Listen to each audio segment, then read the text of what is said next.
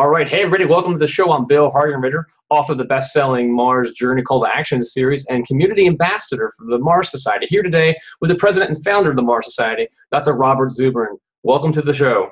Thanks for having me on it. Awesome. So it's been a year since we've had an interview with you. We're going to jump in some of the hottest topics, and right now a lot of people are asking about, what your thoughts are on Elon Musk's and SpaceX's Interplanetary transport system. You had some thoughts on it last year. What's the overall picture of it? What's changed? What do you like about it? What do you think could be improved? I think it was significantly improved this year over last year. The system that was being put forth last year was greatly oversized, really putting it out of the realm of realism. It also was not staged optimally. I wrote an extended critique of it, recommending that it be reduced in size and that we stage off of the second stage after translunar injection, basically after achieving almost Earth escape, and then doing the rest with a spacecraft with that one left behind, so it could be used again in a week or two instead of in 4 years. Yeah. And it would not have to be dragged all the way to Mars. Now, basically, in his talk in Adelaide just recently, Musk moved significantly in that direction. He scaled it down from 500 tons to orbit to 150 tons to orbit, and showed an option where you do stage off of it precisely in the manner that I described. So this was very good. A number of reporters had asked me prior to Musk's talk, what do you think he's going to say? And I said, I don't know, but I'm looking for him to scale it down. If he scales it down, it means he's serious. And that's exactly what he did. So also doing it in this way, the vehicle becomes much more versatile. If you stage off of it after translunar injection, you could use it to do lunar missions. Basically, the Apollo mission staged off the S-4B right after translunar injection. Yeah. The only difference is X-4B was expendable. In this case, it would simply loop around back to Earth and aerobrake into orbit, be reusable. It's a better design. I'm quite pleased. And of course, everyone is pleased with the fact that SpaceX has turned its reusable first stage from a trapeze act into routine, and they got it down. They have before this, SpaceX had shown that they could develop things at 1/10 the cost and 1/3 the time of the mainstream aerospace industry. Now they've shown they can develop things the mainstream aerospace industry hasn't developed at all, and so they're getting there. I think it needs to be taken very seriously, and it's actually more important than that, because in addition to showing that SpaceX can do these various technical feats, he's showing other people around the world that a company of this kind is possible. Before SpaceX, the private space launch companies were basically outliers. Many of them were just simply bullshit, and he's made it real. And so we're already seeing emulators. There's Blue Origin, and Stratolaunch, and I think there'll be a Russian SpaceX within 2 years, and a Chinese SpaceX, and perhaps a European SpaceX. And in fact, there's no reason why there can't be a SpaceX in any country, including those that are not significant spacefaring powers today. In other words, he's shown it could be done. It's kind of like, the secret of the atom bomb. You know what the secret of the atom bomb was? That it was possible. Ah, there you go. It was, as soon as it was made clear that was possible, the people who were asking for money to have the resources to develop one could find it. It was immediately taken seriously in Russia and elsewhere. And once that was done, once the brains was connected with the money, it was inevitable. Okay. And in this case,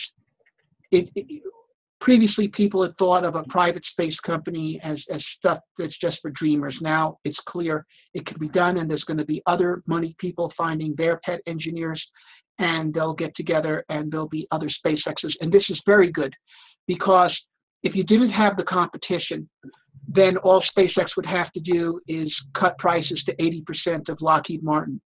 And we wouldn't actually have a major breakthrough into space. We would just have a modest reduction in launch costs. But this is going to really let things loose. Yeah, no, I mean that's great. Thanks for sharing your thoughts on that.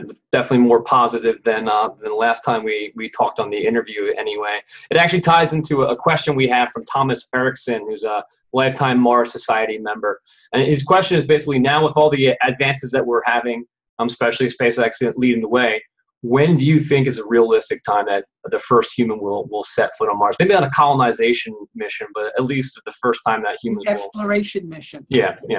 I think that it'll happen before 2030. Yeah. And what's driving your thoughts on that? SpaceX. Yeah. I think they're determined. I think it's going to take a bit longer than some of Musk's recent, talks of doing it in 2022 or 2024. But he's definitely going to do it by 2030. Yeah. And what are your thoughts on the Red Dragon? We were looking at having, using basically it coming down, landing with its thrusters, ablaze. But that's been nixed from the plan. What are your thoughts on? He's transcended that. I mean, Red Dragon was much more realistic than the 500-ton, 100-person transport thing that he proposed last year. So I was a bit disappointed that he wasn't laying out a Red Dragon-based program when he said that in Guadalajara. But now he's proposing something that's kind of doable. And so instead of sending 100, no one's going to send 100 people to Mars on the first mission. That's absurd. So now it's down to the size. You could send 30 people. I think maybe you could cut it another factor of 3, send 10 people. Yeah. And there you go.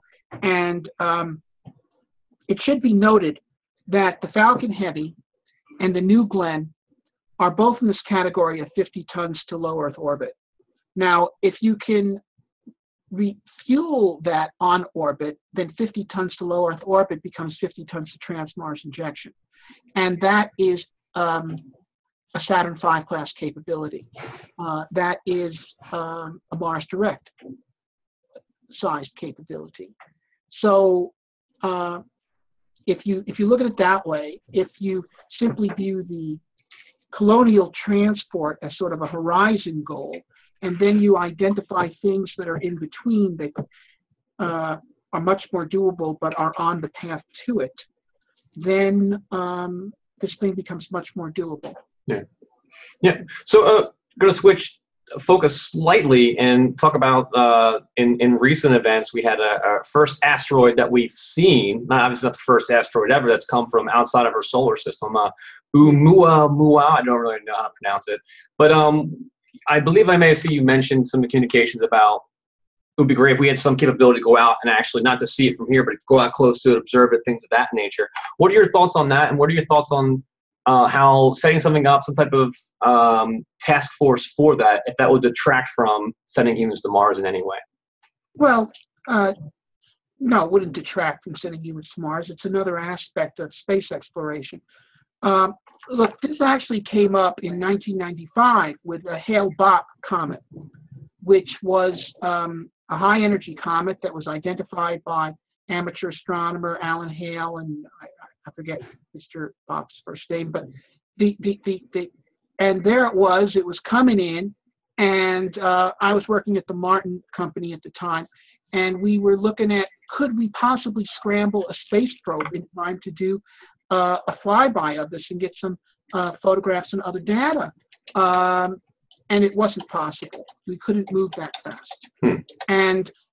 But I mean, it would have been possible had we had a spacecraft and a rocket available. Yeah. But it wasn't possible if you had to, do a 3-year program design and do the whole thing.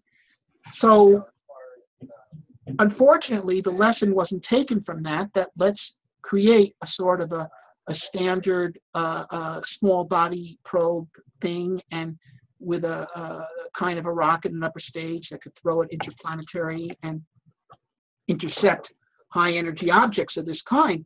We've had 22 years since then, and it wasn't done. So, many people see this picture of this object that's going around the internet and they think it's an actual photograph. It isn't. It's just artwork. Yeah. We don't really know what this looks like, other than that it's elongated. So I think we should build a group, maybe 3 standard probes that could be used for going after such objects, have them built and in the warehouse, ready, and with a propulsion system that could send them on high energy trajectories. And the next time one of these things happen, load and fire, and let's check it out. Yeah, I agree with you. I agree with you on that. We're gonna move on to the next topic, kind of like lightning round of sorts, because of the time that we have with you today. We're gonna move on to what and the journal Nature Geoscience, what they're recently saying they had some new observations that some of what they thought may have been flowing water is not flowing water. Have you looked at the data? What are your thoughts on that? And what are your thoughts on how that would affect choosing a colonization location on Mars? Well, it's not, it's a significant result, but it doesn't really change our overall picture. Yeah. It says that these things that people thought were streams coming out of some of these craters were not actually transient water streams, were transient sand flows, as it were. And I can't pass judgment on it. It's a complicated piece of analysis. But nevertheless, we have detected now water ice at mid-latitudes on Mars. We've detected it within meters of the surface, not kilometers. We've detected large regions on Mars that are 60% water by weight in the soil in the Arctic and subarctic regions, and even in the mid-latitudes, 20% water in the soil.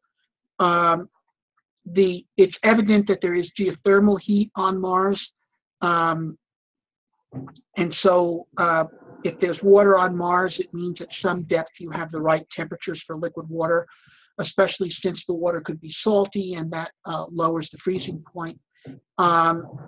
So water is accessible on Mars. It's just that you're not going to be able to set up your hat by the side of the stream. Gotcha. No, great. Thank you for that. One of the next questions we have is actually talking about the salty water and the watery brine solution.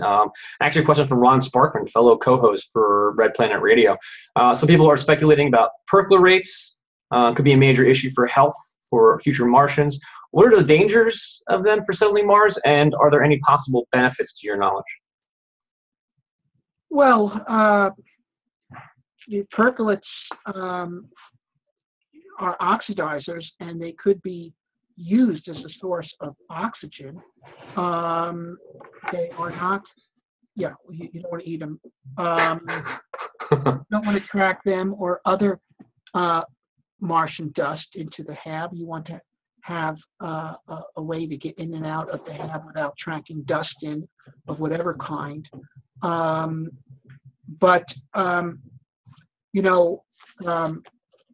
Viking landers took some Martian soil and they put water on it, and they gave off oxygen. And this was the decomposition of perchlorates and peroxides and things of this sort. Now, and I believe that once that was done, the soil was much more benign, and a certain amount of oxygen had been produced. Yeah. So some of these unstable superoxides can be destroyed simply by adding water, and you get some oxygen as a result. But it does mean that if you have a Martian greenhouse, you have to deal with this, and you may have to even remove chlorides and other salts from the soil in order to get appropriate growth media.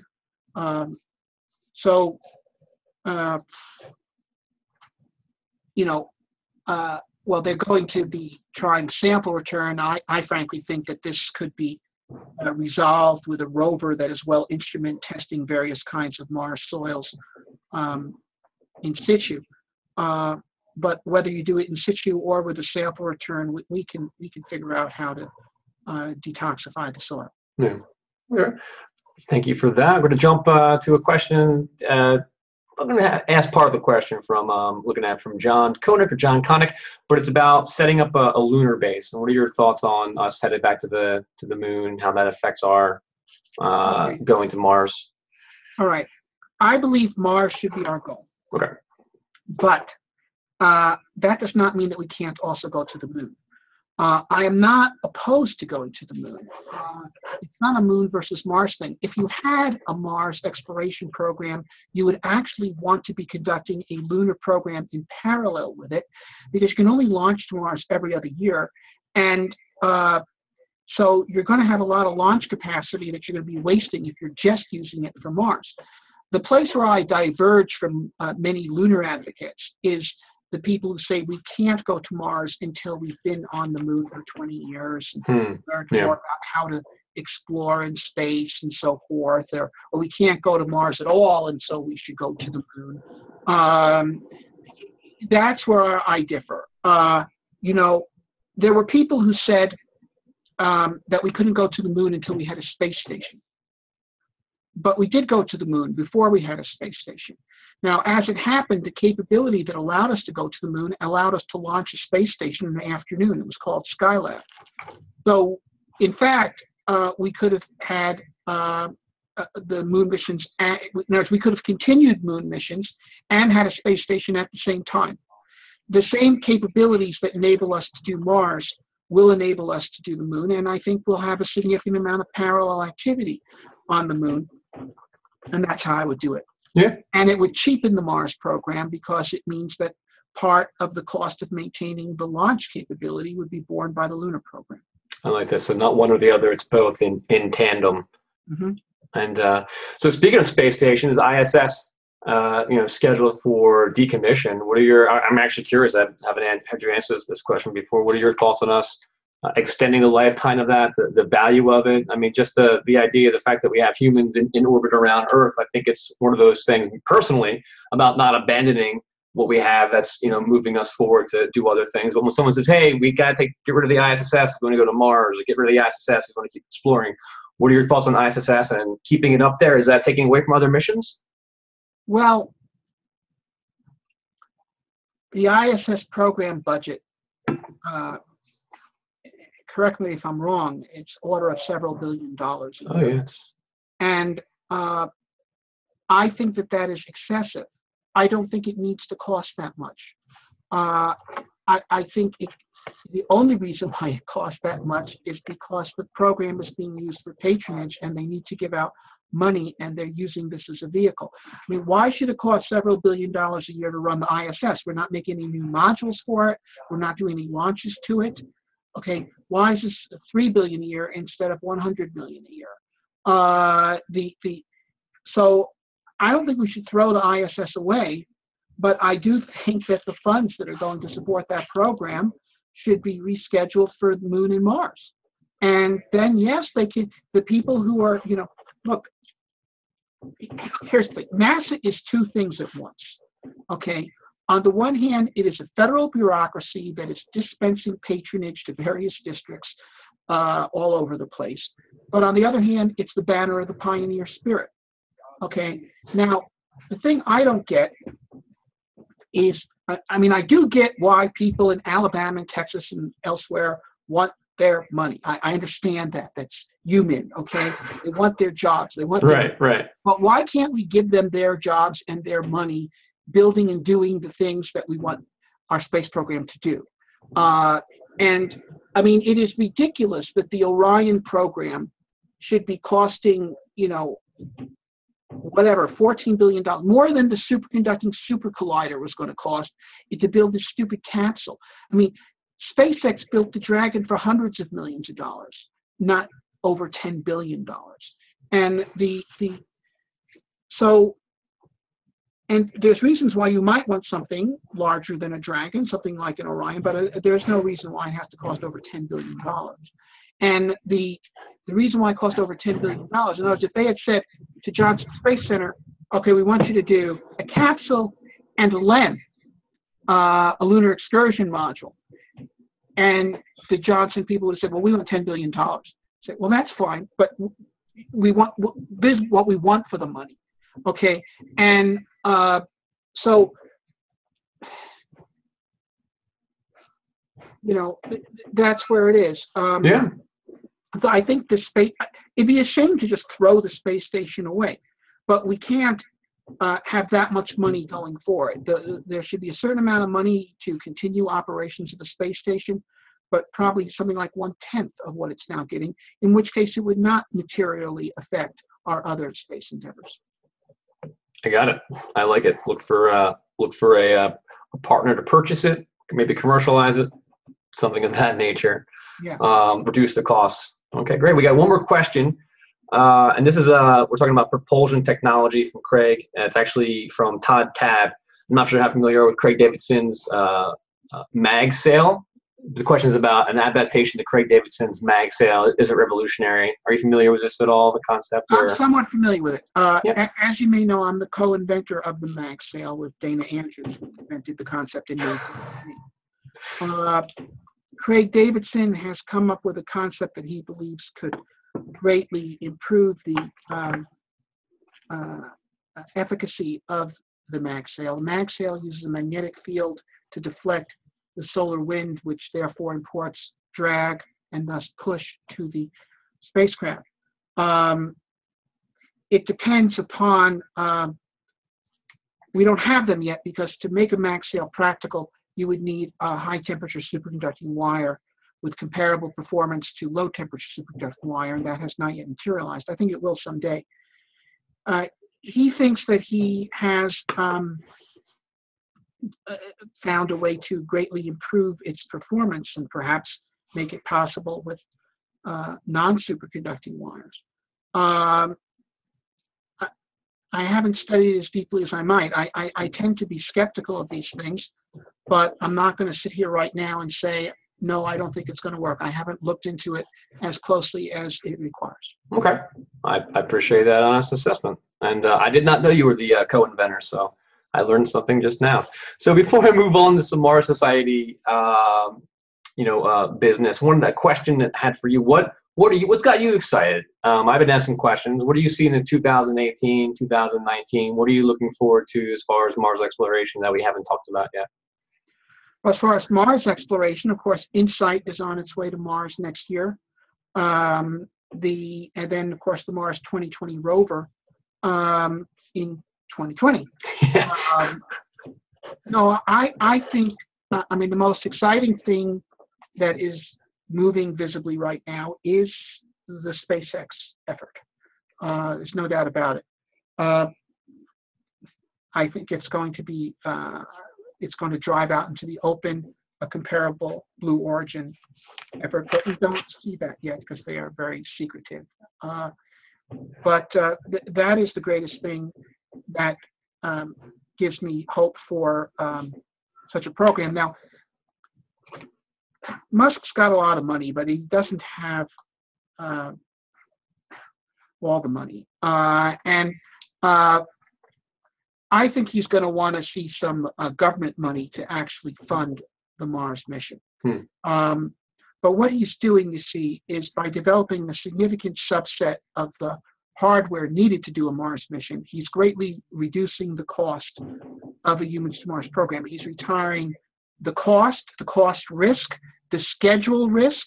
So, if somebody is elected president in 2020, he or she, is going to say, Humans to Mars by the end of my second term. Is that possible?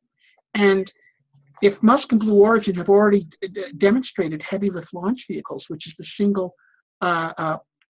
most formidable piece of hardware required for the mission, and so we have a heavy lifter, and furthermore, they're partially reusable, so they're cheap, and a lot of other things have fallen into place, then, the answer to that question is, yes, Mr. or Madam President, we could get there by the end of your second term, and the cost would not be excessive.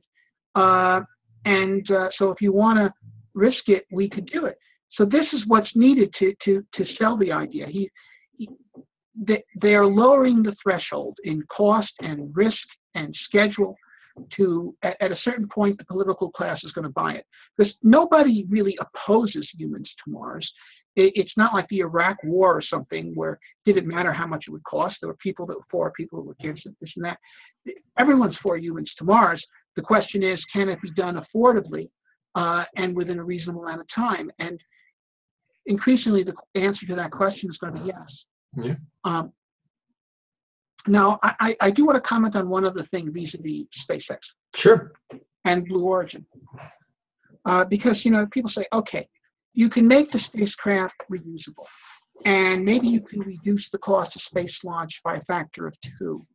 But why not more than a factor of 2?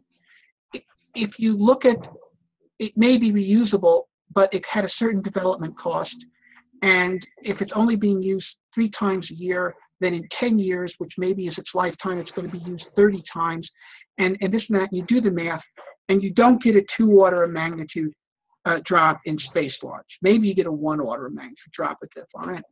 But, okay, Musk this year, they got 16 satellite launches, which is 1/5 of all the satellites launched in the world, which is incredible for one small company.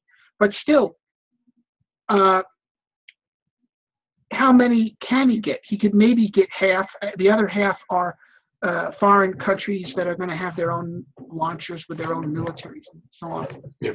Okay, but if you were using this system, this 2-stage reusable system, to send things, say, Los Angeles to Sydney, and you were going 1 flight each way each day, that's another 730 flights right there. That is 10 times the size of the whole existing launch market. And then if you say, well, there's at least 10 such routes around the world. There's, New York to Sydney, or Johannesburg, or London to Abu Dhabi. So there's all these things like this where you could go halfway around the world in less than an hour. You could create 100 times the launchers that there are now, or even perhaps several hundred times. And if you want to get the cost of launch down by a factor of 100, we have to increase the number of launches by a factor of 100. And this is how it could be done. So I'm actually working on a new book right now. Okay. And yes, which will come out in 2019. And one of the chapters deals with this and how intercontinental travel is through, I call them rocket planes. They don't necessarily have to be planes with wings, but they're things that go from one point on the Earth to another by taking advantage of the vast zero drag ocean that surrounds the Earth. That this is the breakthrough market that's going to make possible a 2 order of magnitude drop in launch costs.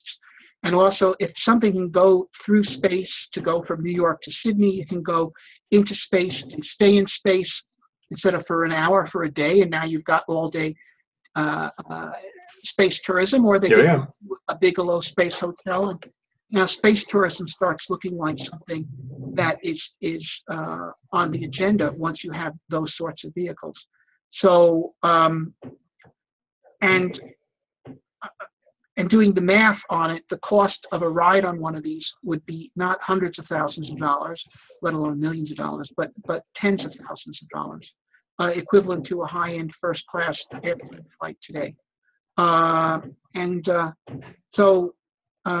if you have the 2 stages, a reusable first stage that returns to the launch site, as, for instance, the Falcon does, and then the other one goes intercontinental and lands at the distant site, this becomes possible. It doesn't quite work for 1 stage, but it does work very well for 2, and that's exactly what Blue Origin and SpaceX are creating the technology for.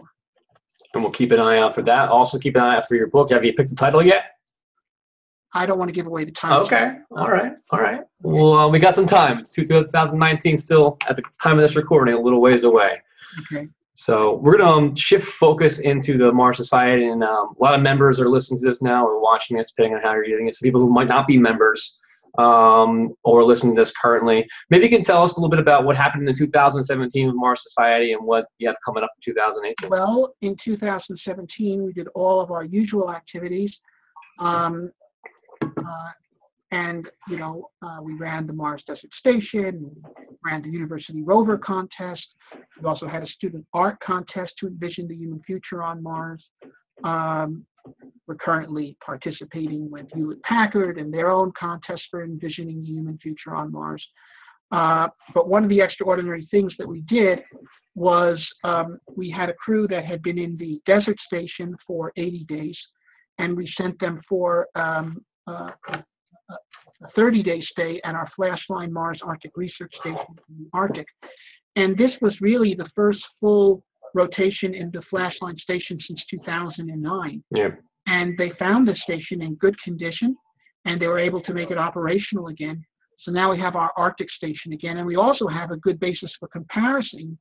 The efficacy of Mars simulation missions done in the desert with done those in the Arctic. Ones in the Arctic are 10 times more expensive, but if you can learn what the compensation factors are, as it were, then you can do desert work and understand what it might have gotten you in the Arctic.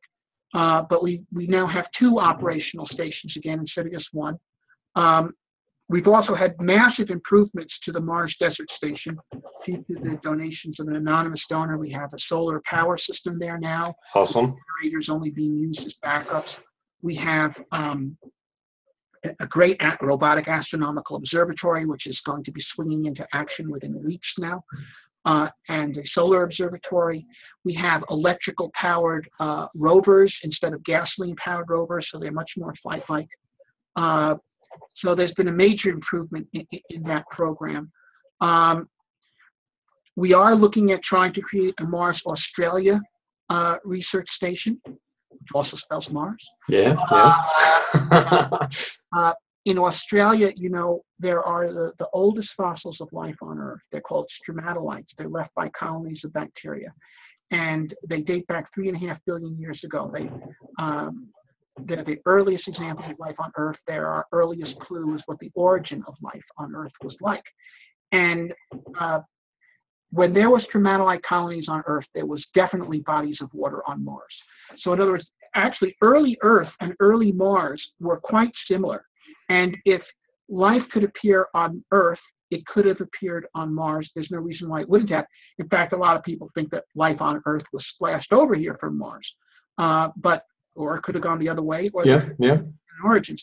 But in any case, these kinds of fossils are going to be what human explorers are going to look for on Mars.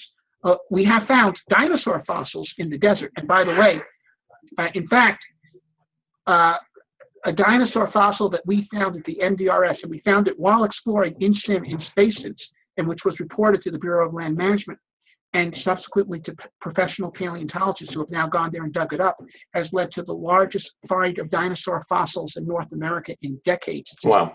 Dinosaur National Monument. Did you make them all wear spacesuits when they went to do the follow? Well, they were wearing spacesuits. Well, I know that. I'm into paleontology. Oh, no, they don't wear spacesuits. They're native. But they're from the Burpee Museum in Illinois, and it's a major dig. It's going to be as big an affair as Dinosaur National Monument. And, and it really, by the way, shows the value of human explorers, because I was there that day, and there's no way a rover would have found that dinosaur fossil. In fact, a rover couldn't have even gotten into the little canyon that we found it in, because it was a 2-meter drop to get there, and let alone search it out. And so at the Mars Australia Research Station, we'll be able to practice looking for the kind of fossils you might actually find on Mars. But, and I think when we find them, first astronaut explorers there will find this first little chunk of fossil. And then there'll be a Mars base, and there'll be a major dig with professional scientists. And 50 years later, there'll be an on-site museum, and high school kids from the New Plymouth Mars colony will go out there and, check it out, and some will run off into the closets and make out and all this kind of thing, high school field trip. But that's what it's going to be. But we've already shown, actually, at the Mars Desert Research Station, the value of human explorers in terms of finding sorts of things that you never would have found with rovers. and now we'll be hopefully be able to do it in the desert in Australia. We also want to fund another expedition to the Flashline Station next summer, as well as we're having a full field season at NDRS. We're also doing a contest, for a university contest for a Mars lander that can deliver 10 tons to the surface of Mars. Okay, the most that NASA or anyone else has delivered to the surface of Mars is 1 ton, which is the Curiosity rover, and that's insufficient for a human mission. Now here's NASA saying that they want to build a deep space gateway, a space station around the moon, because we don't have the capacity to land large payloads on Mars. Well, if the problem is that you don't have the capacity to land large payloads on Mars, you should have a program to develop a lander that could land large payloads on Mars and not put a space station in orbit around the moon, which has nothing to do with anything. It's a completely pointless program. Okay. So we're challenging university engineering students from around the world to develop designs. They can use any technology they like, so long as it's possible, to land 10 tons on Mars. We're calling it the Red Eagle contest. There we go. And yes, because like the eagle that landed on the moon, except it's red because it's Mars. So this contest is being held. There will be a down select done, I forget the exact date, but around March, of all the different design reports we get. And then the 10 leading teams will come to our conference next year, which will be on the West Coast. We haven't determined the exact location, where they'll present them live in front of both the public and a group of judges. And may the best team win. Nice. And you can find all that at marssociety.org? Yes. Awesome. So check that out. And then, so we're coming up to the end of the interview. Yeah, so also, all this, we could use some money. There we go. That's what I was going to ask. So at this time, we just had Giving Tuesday. We're at the end of the year. Anytime's a good time to give, but can you tell people what? Well, it's tax deductible. Okay. And we'll send you a receipt for the donation. It will go to fund all these sorts of activities that I've just laid out. And this isn't done for free. We work for free. I'm not paid by the Mars Society. Virtually no one is. So we're a very low overhead operation, and all the money we get goes to actually like buy the rovers or, the stuff like this. And it is not dissipated for salaries.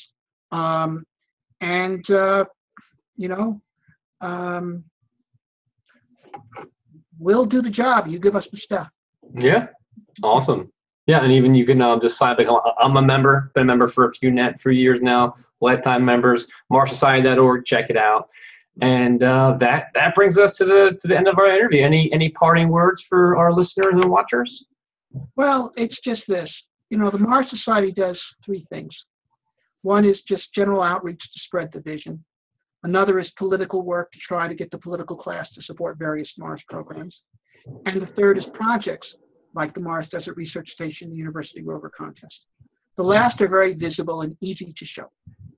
The second is less visible and harder to show, but in fact, through our work, we were responsible for a significant increase in the robotic Mars exploration program over the years, and making Mars NASA's focus and getting the political class to basically double the funding of the robotic exploration program. And the first is the most nebulous at all, spreading ideas. But I think it is potentially the most effective because, Elon Musk was recruited to making Mars his life's calling by, in part anyway, by reading The Case of Mars, and he also came to a Mars Society fundraiser in San Jose in 2001, joined our board for a while, and then he left to go do his own thing, which is great, because the idea is the power of ideas. It's not how many members you have, it's getting the ideas out and having those ideas inspire people, and then some of these people have tremendous talent and ability, and others have connections and so forth, and you can't tell what an idea is going to do. We spread these ideas. Somebody who's in high school right now is going to be a senator in 15 years. And may make this happen. A couple of months ago, I met with Representative Bridenstine, who is now nominated to be NASA administrator, and he has read The Case for Mars. Yeah. And he requested 100 additional copies to be distributed to key members of Congress, which we supplied to him. And so actually, we're quite supportive of Bridenstine to be get the nomination. I think his mind and heart is in the right place, and he has some technical knowledge and all that. But in other words, he read that book when he was in college, and now he's a congressman who's going to be NASA administrator. So spreading ideas through whatever medium is the most powerful thing you can do. Nothing can stop an idea whose time has come, precisely because ideas have the power to recruit people to their banners. They can create unlimited armies, okay, of people to transform them from visions into reality. So, that is, that's why you should support the Mars Society. Help us spread vision. Awesome. Thank you so much for your time. As always, I've learned a lot. It's been exciting to take time with you. Thank you so much. All right. Thank you. Okay. All right. For everybody out there watching, if you like this, you give us a like or a thumbs up or rate us, leave a comment, and we'll see you or listen to you all on the next interview. Take care, everybody. Bye. Bye.